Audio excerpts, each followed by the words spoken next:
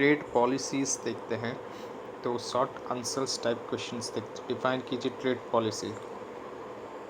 Trade policy encompass करती है सारे इंस्ट्रूमेंट जो कि गवर्नमेंट यूज़ करेगी प्रमोट करने के लिए या तो रिस्ट्रिक्ट करने के लिए इंपोर्ट एंड एक्सपोर्ट को। What is the purpose of the trade policy? Trade policies का पर्पस क्या है? तो जो इंस्ट्रूमेंट होते हैं ट्रेड पॉलिसीज़ के वो यूज्ड किए जाते हैं कंट्रीज़ के रेस्ट्रिक्ट करने के लिए इंपोर्ट एंड और एनकरेज करने के लिए एक्सपोर्ट।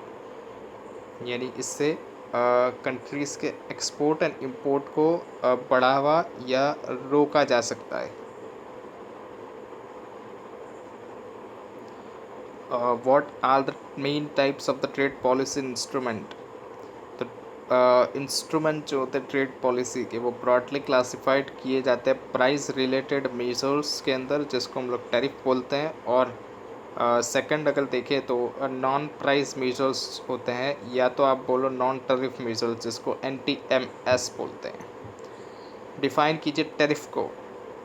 टैरिफ जिसको बोला जाता है कस्टम ड्यूटी, जो कि बेसिकली टैक्सेस या तो ड्यूटीज़ होती है जो कि इम्पोज की जाती है on the goods and services which imported या तो exported.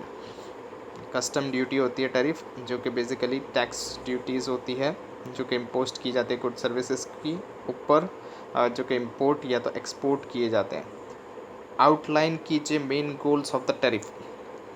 Main goals of the tariff क्या है कि रिस्क बढ़ाना है किसको? रेवेन्यू को, गवर्नमेंट का। एंड मोर इम्पॉर्टेंटली प्रोटेक्ट करना है डोमेस्टिक इम्पोर्ट कंपीटिंग इंडस्ट्रीज़ को। यानी जो डोमेस्टिक इंडस्ट्रीज़ है उनको प्रोटेक्ट करना है इम्पोर्ट कंपीटिंग इंडस्ट्रीज से।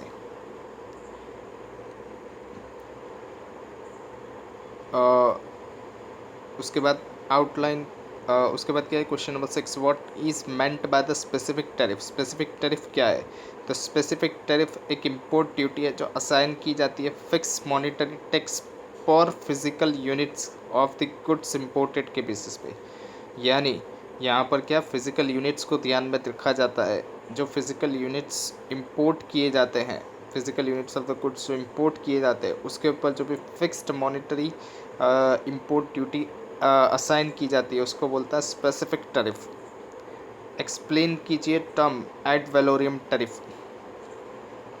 एड वैलोरियम टैरिफ डिवाइड किया जाता है constant percentage of the monetary value के ऊपर। यहाँ पर मॉनिटरी वैल्यू को ध्यान में रखा जाता है ऑफ वन यूनिट, एक यूनिट जो इंपोर्ट किया गया है गुड्स उसकी। और a 20% ad valorem tariff on the imported car, ये हमको एग्जाम्पल दिया गया है कि 20% एड वैलोरियम टैरिफ लिया जाता है इम्पोर्टेड कार के ऊपर। उसके बाद है question number 8, what is meant by the mixed tariff? Mixed tariff किसे बोलते हैं? तो मिक्स्ड टैरिफ है वो combination ad valorem and specific tariff का, जहाँ पर जो टैरिफ है वो कैलकुलेट किया जाता है on the basis of both value of the imported goods, जिसको हम लोग एड वैलोरियम ड्यूटी के अंदर कंसिडर करते हैं, and unit measures of the imported goods, जो कि हमारा स्पेसिफिक ड्यूटी है। इन दोनों को कंसिडर किया जाता है मिक्स्ड टैरिफ के अंदर। 9th देखते हैं, डिफाइन कीजिए बाउंड टैरिफ। डिफाइन कीजिए बाउंड टैरिफ। बाउंड टैरिफ एक रेट है जो कि रिप्रेजेंट करता है मैक्सिमम लेवल किसका? इंपोर्ट ड्यूटी का या तो टैरिफ का, जो कि डिवाइड किया जाएगा किससे? WTO मेंबर्स से। कब? जब हम लोग प्रोडक्ट को इंपोर्ट करते हैं of that member, by that member, यानी WTO के मेंबर से एक एक्सपोर्ट कर रहा होगा, एक इंपोर्ट कर रहा होगा, तो वहाँ पर जो maximum level of the import duty या तो टैरिफ जो लगाया जाता है उसको क्या बोलते हैं हम लोग? बाउंड टैरिफ बोलते हैं। क्वेश्चन नंबर 10 देखते हैं, what is the purpose of binding a tariff?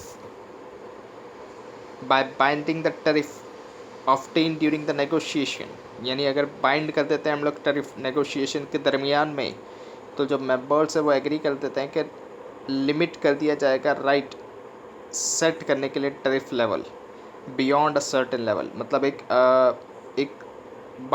Bind कर दिया जाएगा टैरिफ के, इतने % से ज़्यादा हम नहीं लगाएंगे। एक्चुअल में जो टैरिफ लग रहा होगा वो कम ही लग रहा होगा, लेकिन यहाँ पर बाइंड कर दिया जाएगा कि इस लेवल से ज़्यादा हम लोग टैरिफ नहीं लगाएंगे। उसको क्या बोलता है, बाइंडिंग टैरिफ, जो कि क्या होता है ड्यूरिंग द नेगोशिएशंस के दरमियान में बाइंड कर दिया जाता है मेंबर्स के द्वारा, जो WTO के मेंबर्स होते हैं उनके द्वारा। यहाँ पर राइट किया जाता है सेट करने के लिए tariff level beyond a certain level, यानी सर्टेन लेवल से ज़्यादा टैरिफ नहीं चार्ज कर सकते। इसके बाद है how does the escalated tariff structure work, कैसे एस्केलेटेड टैरिफ स्ट्रक्चर वर्क करता है। तो एस्केलेटेड टैरिफ स्ट्रक्चर रेफर करता है एक सिस्टम जहाँ पर नॉमिनल टैरिफ रेट जो है import of the manufacture goods वो ज़्यादा होता है nominal tariff rate on the imported nominal tariff rate on intermediate inputs and the raw material से। मतलब अगर हम लोग कुछ भी इंपोर्ट करके लाएंगे तो वहाँ पर हमको सस्ता पड़ रहा है एज़ कम्पेयर टू जो हम लोग क्या करते हैं, जो हम लोग डोमेस्टिक में प्रोड्यूस करते हैं। इसीलिए एक टैरिफ लगाया जाता है उसके ऊपर, ताकि जो इम्पोर्टेड गुड्स हो वो भी महंगे हो जाए। उसको बोला जाएगा एस्केलेटेड टैरिफ, जहाँ पर रेफर किया जाता है सिस्टम जहाँ पर नॉमिनल टैरिफ रेट इंपोर्ट्स के ऊपर लगाया जाता है मैन्युफैक्चर्ड गुड्स के ऊपर, जो कि हायर है नॉमिनल टैरिफ रेट से on the intermediate inputs and the raw material. That is यहाँ पर अगर हम लोग देखें तो टैरिफ जो होता है on the product increase as the product move through the value added change, यानी टैरिफ बढ़ते जाता है जैसे जैसे वो प्रोडक्ट मूव करते जाता है वैल्यू एडेड चेंज के अंदर। मतलब जितनी वैल्यू उसके अंदर ऐड होती जाती है इतनी उसका प्रोडक्ट के ऊपर टैरिफ लगते जाता है।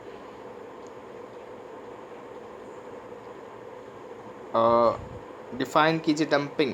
डंपिंग किसे कहते हैं, तो डंपिंग अकर्स होती है, डंपिंग अकर्स होती है जब मैन्युफैक्चरर सेल करता है गुड्स फॉरेन कंट्रीज़ के अंदर बिलो सेल्स प्राइस पे, यानी उसकी जो सेल्स प्राइस चल रही है डोमेस्टिक मार्केट में, उसके जो डोमेस्टिक मार्केट में उसकी जो सेल्स प्राइस चल रही है उससे कम के अंदर अगर वो सेल करेगा फॉरेन मार्केट के अंदर यानी फॉरेन कंट्री के अंदर, तो वो क्या हो जाएगा, डंपिंग हो जाएगा।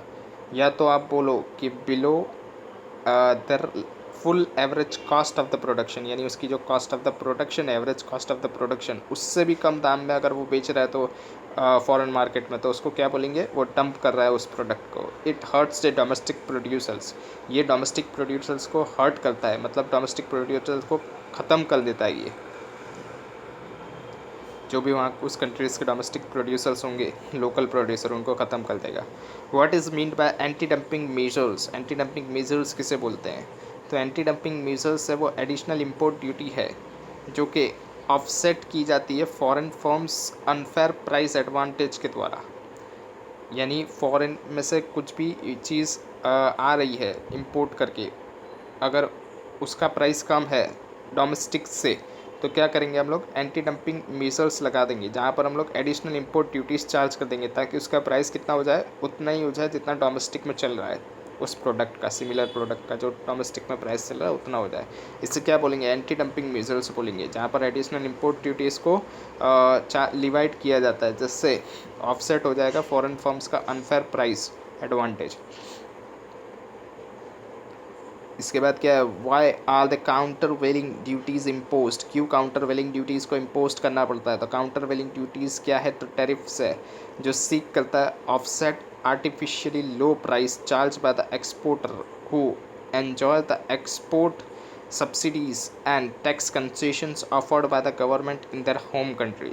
यानी अगर कोई भी एक्सपोर्ट कर रहा है फॉरेन कंट्रीज से इंडिया के अंदर और वो कम और उसको वहाँ की गवर्नमेंट क्या दे रही है, एक्सपोर्ट सब्सिडी एंड कंसेशंस दे रही है एक्सपोर्ट करने के लिए, तो हमारी गवर्नमेंट, इंडियन गवर्नमेंट क्या लगाएगी, काउंटर वेलिंग ड्यूटीज़ लगाएगी, जहाँ पर टैरिफ लगाएगी काउंटर वेलिंग ड्यूटीज़ से, तो ताकि ऑफसेट हो जाए आर्टिफिशियल लो प्राइस जो वो चार्ज कर रहा है अपने इंडिया के अंदर, जिससे क्या होगा, जिससे प्राइस सेम हो जाएगा, जो डोमेस्टिक मार्केट का प्राइस चल रहा है इतना ही हो जाएगा। इसको क्या बोलते हैं, काउंटर वेलिंग ड्यूटीज़ बोलते हैं।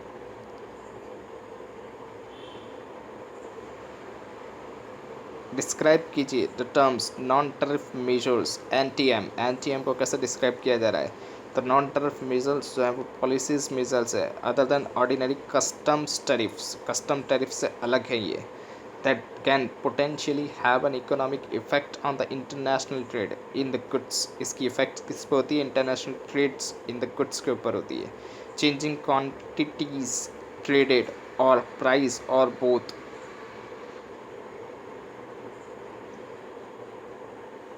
यानी ये मेजर्स होते हैं जिससे हम लोग क्या कर सकते हैं, नॉन टैरिफ मेजर्स लगा सकते हैं। क्या करके, तो चेंज कर सकते हैं हम लोग क्वांटिटी ट्रेडेड, या तो प्राइस, या तो बोथ, या तो इंटरनेशनल ट्रेड कर सकते हैं। इंटरनेशनल ट्रेड पे इसकी इफेक्ट्स होती है on the goods. What is the purpose of the SPS measures? क्या पर्पस है एसपीएस मेजर्स का? तो एसपीएस मेजर्स अप्लाइड किया जाता है प्रोटेक्ट करने के लिए humans, animals and the plant life risk arising from the additives, pests, contaminants, toxins, या तो disease causing organisms and protect the biodiversity. इन सब को प्रोटेक्ट करने के लिए एसपीएस मेजर्स लगाए जाते हैं। What do you understand by the terms import quota? Import quota किसे बोला जाता है? तो an import quota is direct restriction. ये पूरा डायरेक्ट रेस्ट्रिक्शन है जो कि स्पेसिफाइड करता है certain physical amount of the goods will be allowed, मतलब इतने ही गुड्स अलाउड किए जाएंगे कंट्री में इंपोर्ट करने के लिए एक गिवन पर्टिकुलर टाइम पीरियड पे। ये कितना टाइम पीरियड होता है? 1 साल का ही होता है generally.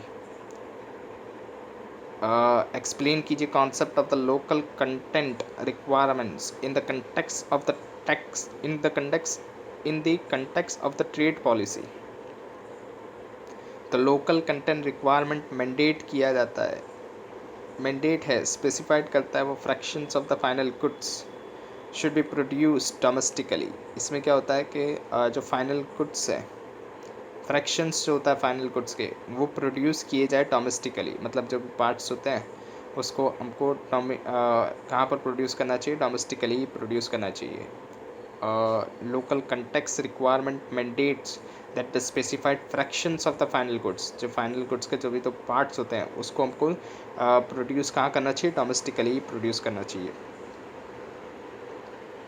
What is meant by the voluntary export restraints? तो voluntary export restraints रेफर करता है types of the informal quota. ये इनफॉर्मल कोटा है जो एडमिनिस्टर्ड किया जाता है by exporting the country voluntarily, जो रेस्ट्रेन करेगा quantity of the goods that can be exported out of the country during the specified period of the time. यहाँ पर क्या किया जाता है? एक्सपोर्ट पर रेस्ट्रिक्शन लगा दी जाती है। ये इनफॉर्मल कोटा है जहाँ पर एक्सपोर्टिंग कंट्री वॉलेंटरीली रेस्ट्रिक्ट कर देती है उसके quantity of the goods export करने पर एक स्पेसिफाइड टाइम पीरियड के लिए। Outline the meanings of the triggered price mechanism. Triggered price mechanism क्या होता है? तो क्विक रिस्पॉन्स होता है जो कि अफेक्ट किया जाता है इंपोर्टिंग कंट्रीज़ के द्वारा upon confirmations of the trade distortions to offset distortion. यानी एक कंट्री को जब पता चलता है कि उसका मार्केट को डिस्ट्रॉयड किया जा रहा है तो वो उसको ऑफसेट करने के लिए क्या लगाती है? ट्रिगर्ड प्राइस मैकेनिज्म लगाती है। ये क्विक रिस्पॉन्स होता है। ये किसके द्वारा किया जाता है? इंपोर्टिंग कंट्रीज़ के द्वारा किया जाता है।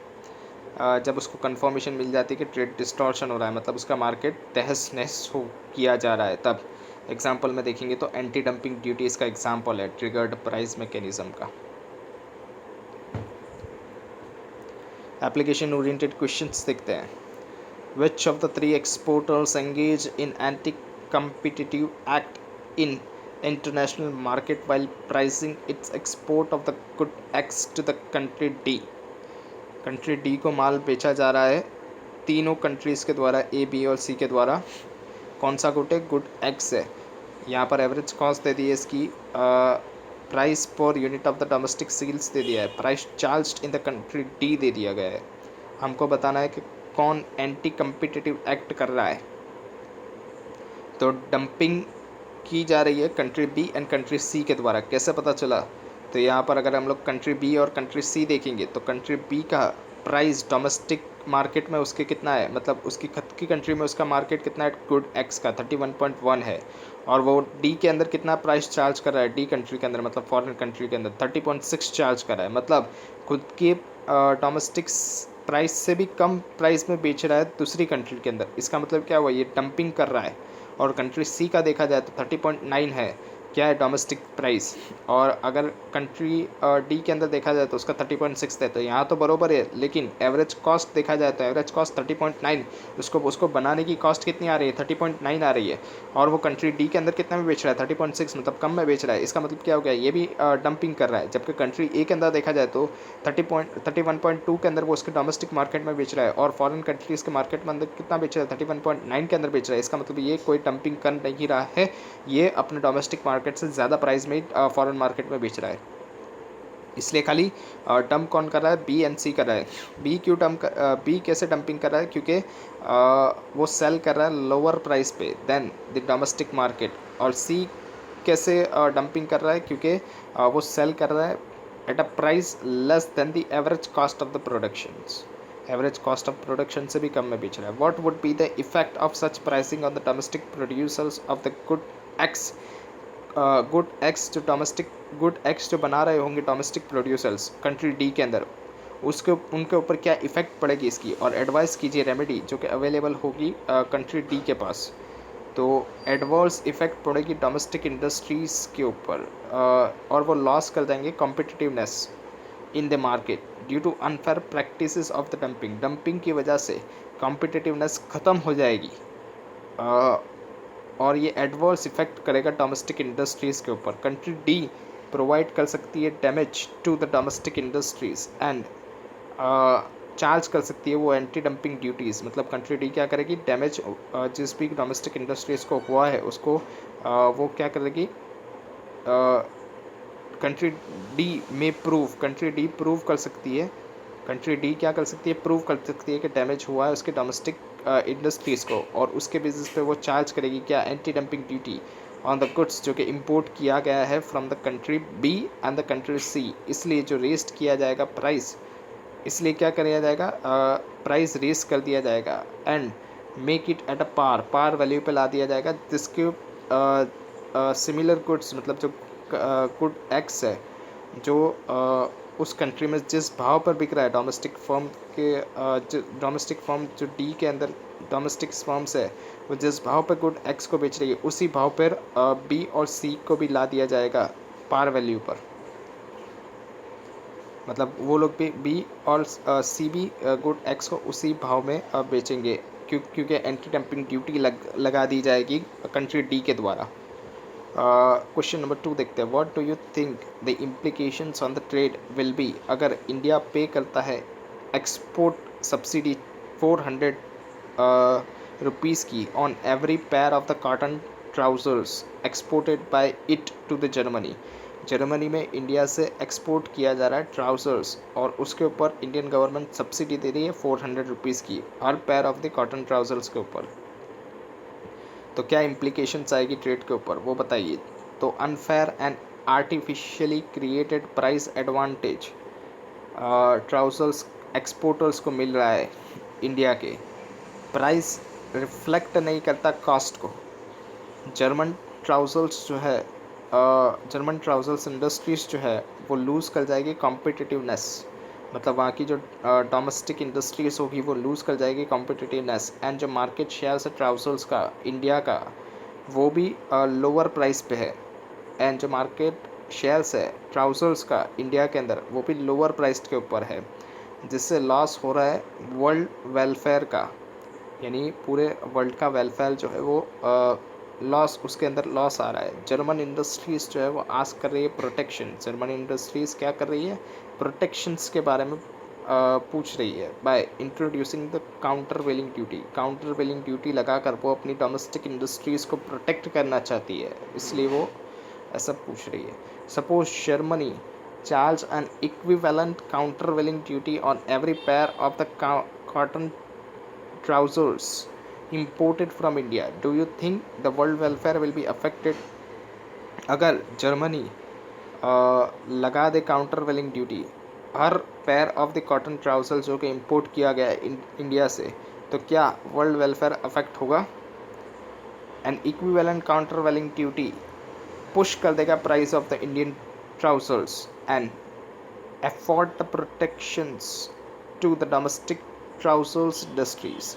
मतलब इक्विवेलेंट अगर काउंटर वेलिंग ड्यूटी लगा दी जाए, मतलब 400 की अगर काउंटर वेलिंग ड्यूटी लगा दी जाए, तो इससे जो इंडियन ट्राउजर्स जो हैं जो कि जर्मनी के अंदर बेचे जा रहे हैं, वो क्या हो जाएंगे, उनके प्राइस हाई हो जाएंगे, पुश अप हो जाएंगे। जिससे क्या हो जाएगा, तो प्रोटेक्शन मिल जाएगा डोमेस्टिक ट्राउज़र इंडस्ट्रीज जो जर्मनी की है उनको। वर्ल्ड वेलफेयर जो है वो सेम रहेगा जो कि before India introduce the export subsidy. World welfare जो है वो अभी भी सेम रहेगा। क्यों? क्योंकि इंडिया तो अभी भी क्या लगा रहा है, सब्सिडीज़ लगा रहा है, सब्सिडीज़ दे रहा है किसको, इंडियन एक्सपोर्टर को जो कि ट्राउज़र्स के हैं उनको। इसलिए वर्ल्ड वेलफेयर जो है उसमें तो कोई फ़र्क नहीं पड़ेगा, वो तो सेम का सेम ही रहेगा, क्योंकि इंडिया अभी भी सब्सिडीज़ तो प्रोवाइड कर ही रहा है।